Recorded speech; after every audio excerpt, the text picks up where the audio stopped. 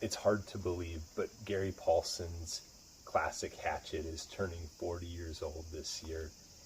To put that into some perspective, that literally means that there are 10-year-olds all the way up to 50-year-olds who read this book as a child and think back on it with some nostalgia.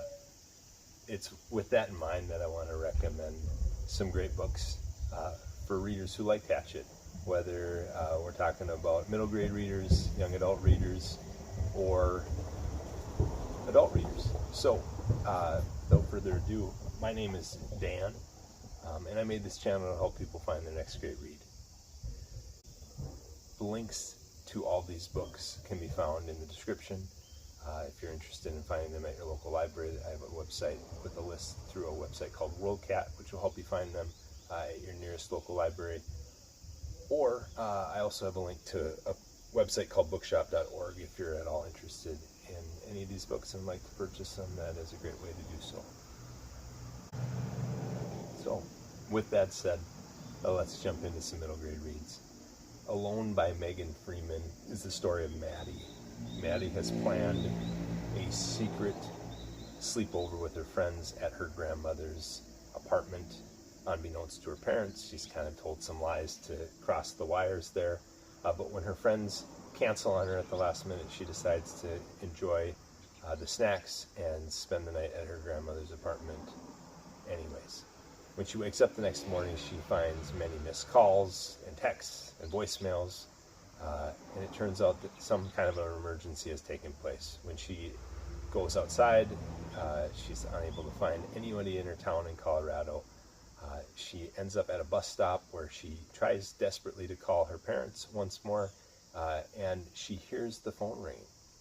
It turns out there are all these garbage cans next to the bus station, and everyone who has left the city has been told to throw their phones away before they were evacuated. So Maddie is left with no way to contact her parents, and soon the electricity and internet go off as well, and she is all alone in Colorado, and winter is coming. This novel is written in verse, poetry style, and it has been one of the more popular books in my library for the past few years. I highly recommend Alone if you're looking for kind of a modern day Hatchet type story. I think this one falls into that with a little bit of a dystopian twist to it, which I think is pretty cool. Next on our list is The Canyon's Edge by Dusty Bowling. This is about a girl named Nora and her dad. They are going hiking through some slat canyons. They are doing this to get out of town, to get away from a terrible event that has occurred in their lives that they are trying desperately to work through. As they're hiking through the canyon, it starts to rain, and that can mean a real dangerous situation really quickly. They hear some rumbling, and Nora's dad thinks quickly and puts her up on a ledge. Soon after, water rushes through the canyon and washes her father away. The next day, Nora needs to hike into the canyon to see if her father is still alive. I really love this story. I think it does a phenomenal job of working through the dangers of the environment that Nora finds herself in, and also gives her a space to work through the mental challenge of the traumatic event that she and her father have experienced prior to this canyon adventure that she finds herself on. This novel starts off as a regular chapter book for just a few chapters, and then when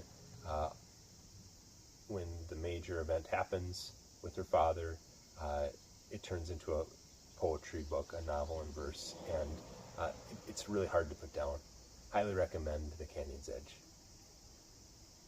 The next one we have is called The Trouble with Heroes. This is by Kate Messner.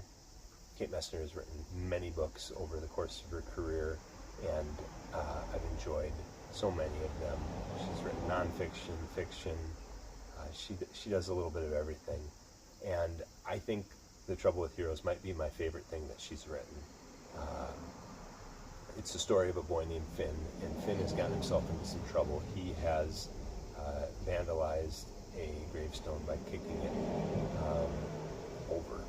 And he meets with the daughter of the deceased mother, whom the gravestone that he's kicked over, and she tells him, I'm not going to press charges, but I am going to ask that you complete a task that my mother would have liked for someone your age to do.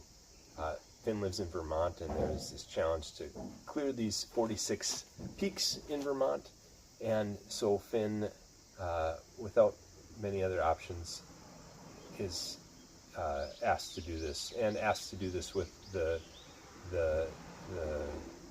daughter's mother's dog. And so he begins this journey, and through it we kind of uncover why Finn is so angry about things and why he's been having such a hard time.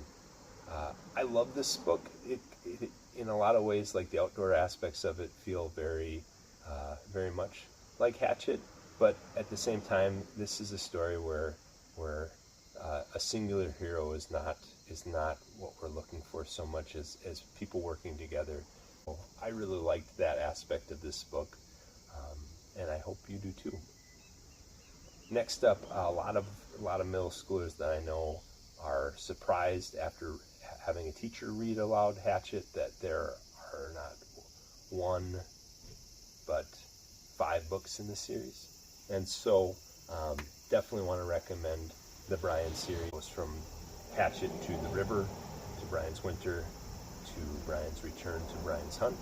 All of these books are excellent. If you're a fan of Hatchet, I think you'll enjoy them.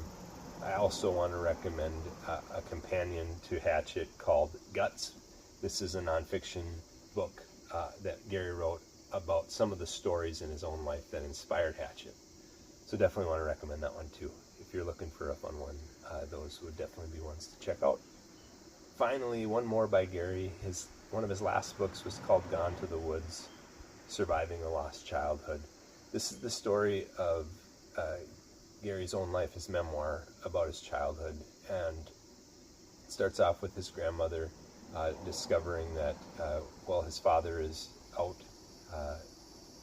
serving his country during World War II, his mother is making some really poor choices that are kind of not looked upon highly by his grandmother, and she convinces her to send him away to live with his aunt and uncle in northern Minnesota.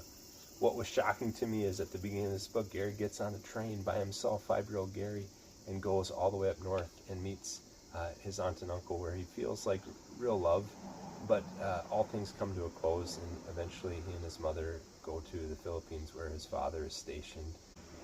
This is a phenomenal book that really, like, anyone who's a fan of Hatchet, I think will be a fan of like learning about the person who wrote it and how he became who he is, his appreciation for the outdoors. But one of my favorite aspects of this book is like his appreciation for libraries and librarians who just are there supporting people and helping them without judgment. I think this is a really beautiful part of the book.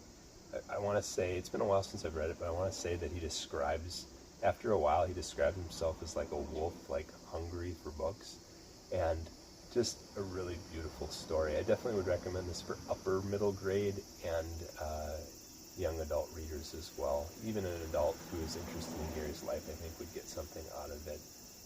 Highly recommend. Okay, so next up we've got 2 young adult novels that I want to share. The first one is called The Revolver by Marcus Sedgwick. This book is set in the Alaskan wilderness, and the main character, Sig, has just discovered that his father has died in a kind of a tragic accident, and he's brought him back to the cabin where they're living.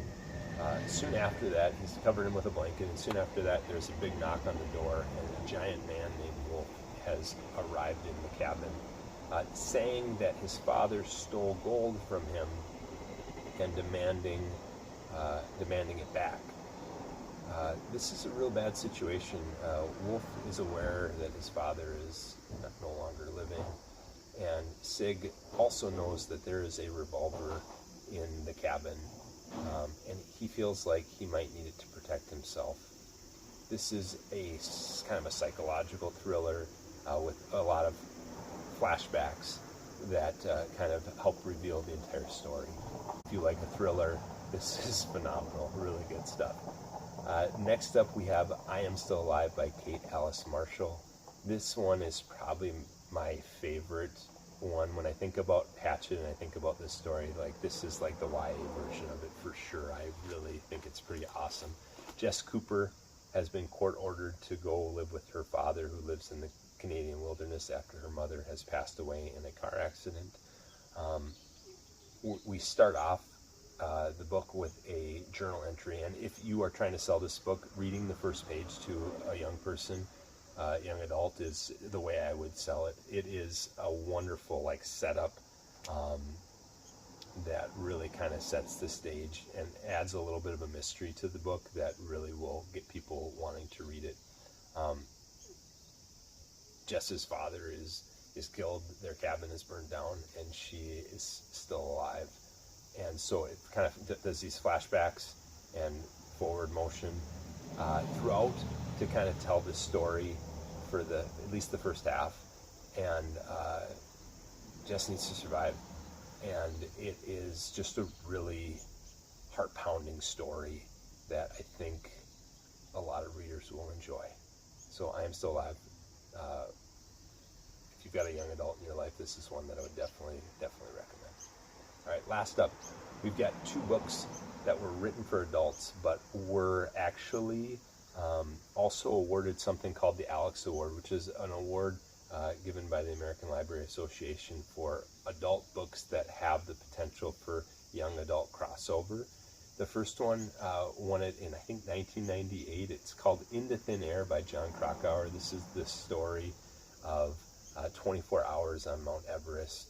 It was one of the deadliest seasons ever on Mount Everest, and John Krakauer was there climbing the mountain for Outdoor Magazine. John gives his interpretation of what occurred during these events. It is a page-turner. It is hard to put down. It is tragic and really powerful. It's worth noting that there are other perspectives on what happened on top of Everest during this time frame that have been debated and talked about. It's certainly worth reading and learning different ideas as well, but this is a book that I think captures both, like, the amazing beauty of climbing mountains and also the incredible danger that can exist. So definitely Into Thin Air would be one to check out. Finally, this is a weird one. This is a sci-fi one. It got turned into a movie that I really loved too, but the book is going to always be one of my favorites. I read this as an adult and thought to myself, this is like Hatchet except in space. So, any guesses? If you guessed The Martian by Andy Weir, you are correct. This is a book about a guy named Mark Watney who has tragically been left behind on Mars, left for dead. They thought he had died, and after an emergency, they have left Mars and left Mark there alone. And he needs to use all of his scientific knowledge to try to survive alone on the Red Planet. This book is phenomenal. The science in this book just blows me away, and every time I just kind of geek out as I read this one. I really like it. I think it's entertaining and funny. It's worth noting there is a lot of language in this one, and so if that's a concern for you, I would just note that in particular this one has just quite a bit of language. There is a young readers edition, like for high school students or schools that are concerned about the language in the book, and so that's certainly an option as well. But I cannot recommend this book enough. So much excitement. The Martian is one that you definitely want to read if you read Hatchet. I just think there's so many little parallels, even though it's a sci-fi book. I think there's so many parallels that just make it so fun to read. So those are my books. What do you think? If you're interested in any of them, there are links to the library to find them in the library, links to find them at bookshop.org. You can certainly check those out. If you have other things that you're looking for, you need helping a young person in your life find their next great read, feel free to contact me. I'm happy to create content based off of the needs of folks that are watching this video, and I really want to build community through stories here. So with that said, I wish you happy reading and look forward to the next video.